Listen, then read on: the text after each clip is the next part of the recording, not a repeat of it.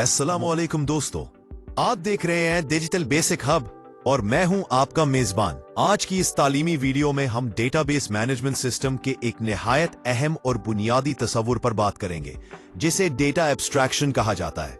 और इसके साथ साथ हम तीन अहम मौज़ूआत जनरलाइजेशन, स्पेशलाइजेशन और एग्रीगेशन को भी तफसील से समझेंगे।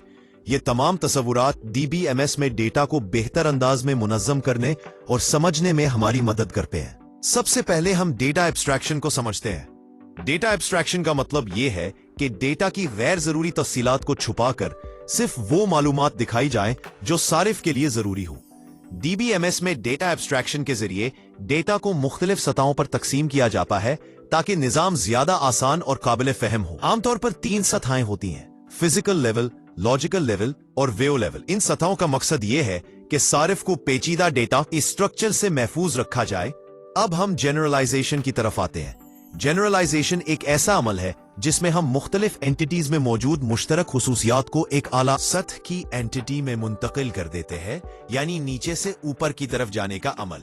मिसाल के तौर पर अगर हमारे पास स्टूडेंट, टीचर और स्टाफ जैसी एंटिटीज हों और इन सब में नाम, उम्र और शनाख्ती नंबर जैसी खुसूसियात मुश्तरक हों, तो हम एक नई एंटिटी पर्सन बना सकते हैं और ये तमाम मुश्तरक खुसूसियात पर्सन में रख सकते हैं।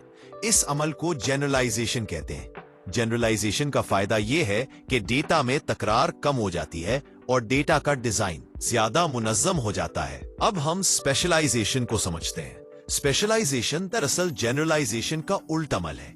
इसमें हम एक उमूमी एंटिटी को मजीद मखसूस एंटिटीज में तकसीम कर देते हैं, यानी ऊपर से नीचे की तरफ जाने का अमल। मिसाल के तौर पर अगर हमारे पास पर्सन नाम की एंटिटी हो तो हम इसे स्टूडेंट, टीचर और स्टाफ में तकसीम कर सकते हैं। हर मखसूस एंटिटी में कुछ इजाफी खुसूसियात शामिल की जाती है जो सिर्फ उसी एंटिटी से ताल्लुक रखती है। स्पेशलाइजेशन का मकसद ये होता है कि डेटा को ज्यादा वाज़े और तफसीली बनाया जाए ताकि हर एंटिटी की अपनी अलग शनाख्त हो। अब हम एग्रीगेशन के बारे में बात करते हैं। एग्रीगेशन एक एडवांस तस्वुर है जो उस वक्त इस्तेमाल होता है जब हमें किसी रिलेशनशिप को एक एंटिटी के तौर पर दिखाना हो। मिसाल के तौर पर अगर हमारे पास टीचर और सब्जेक्ट के दरमियान एक रिलेशनशिप टीचिंग हो और हम उस टीचिंग रिलेशनशिप को किसी और एंटिटी जैसे डिपार्टमेंट से जोड़ना चाहें तो हम एग्रीगेशन का इस्तेमाल करते हैं। एग्रीगेशन के जरिए हम रिलेशनशिप और एंटिटी को एक इकाई के तौर पर जाहिर कर सकते हैं।